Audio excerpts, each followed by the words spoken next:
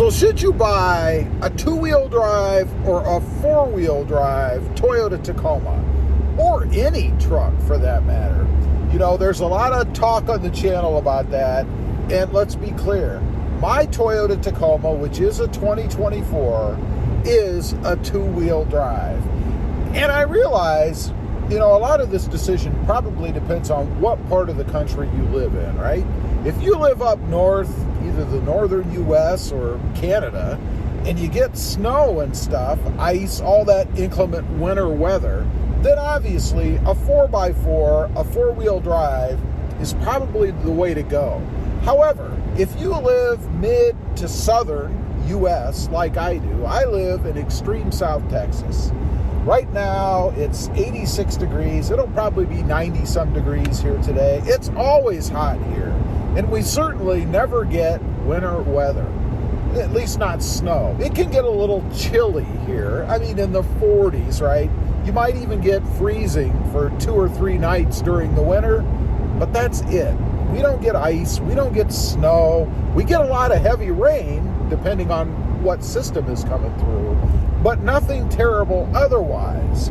So do you really need, in my case, a 4x4? Well, if you're just a normal driver, like 96% of the people that own 4x4s, then the answer to that question is probably no. And the reason is because 96% of people that own four-wheel drive vehicles never, ever put them into four-wheel drive.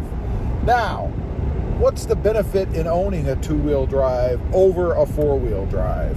Well, first of all, obviously, you're going to pay less money for it. It's anywhere from $3,000 to $5,000 more to buy a four-wheel drive truck. And if you don't need it, why do it? You know, the thing I always say, what you should do is, if you're one of those people that never, ever use four-wheel drive, but you own one, the next time, buy yourself a two-wheel drive, take that extra $3,000 to $5,000, whatever it is, and just throw it in the trash. Because you'll be doing the same thing as if you were to buy a four-wheel drive and never, ever use it. Now, the big question there, obviously, is would you do that? Would you buy a two-wheel drive and then take that $3,000 to $5,000 and throw it in the trash? And obviously, the answer is no. I mean, who's going to do that? But isn't that what you're really doing in buying a 4x4 that you're never, ever going to use? 96% of you out there do exactly that. Another thing, the two-wheel drive, it's lighter.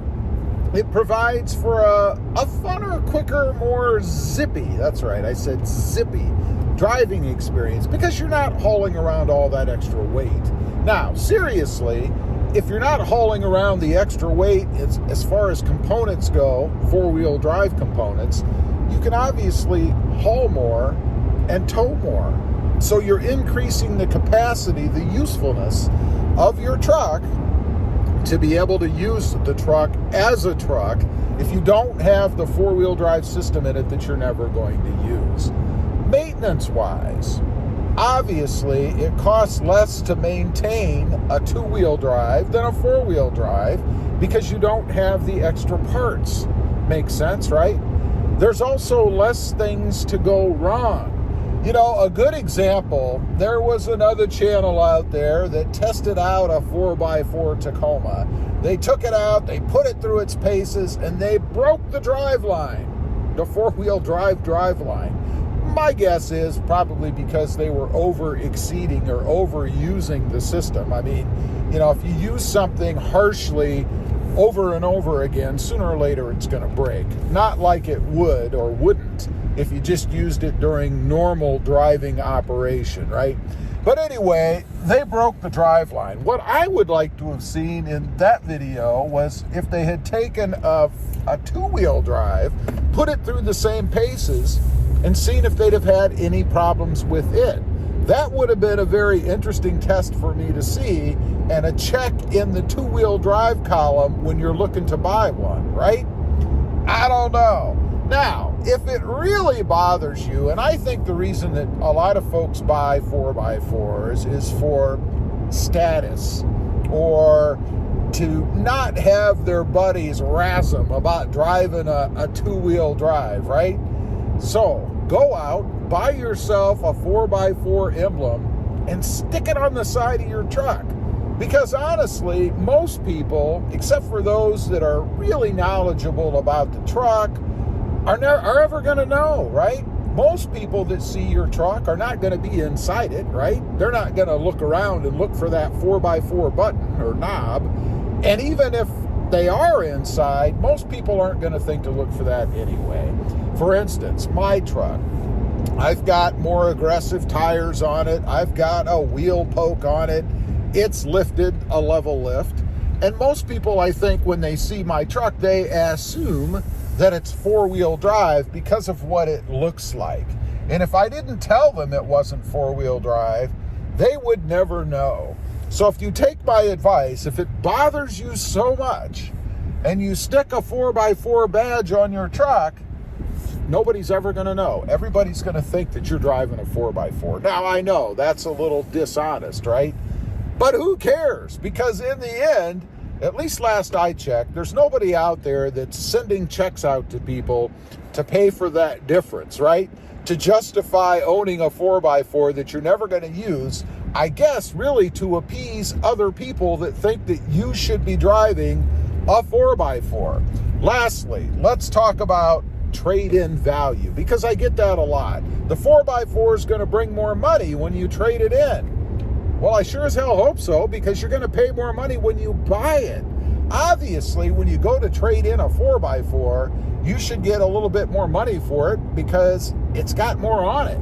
You paid more for it to begin with. It's worth more because it costs more. That makes perfect sense to me, and it's not really a very valid argument trying to justify buying a 4x4 for when you trade it off. You're only going to get back part of the money, obviously not all of it, that you spent to get the 4x4 originally. It doesn't make any difference.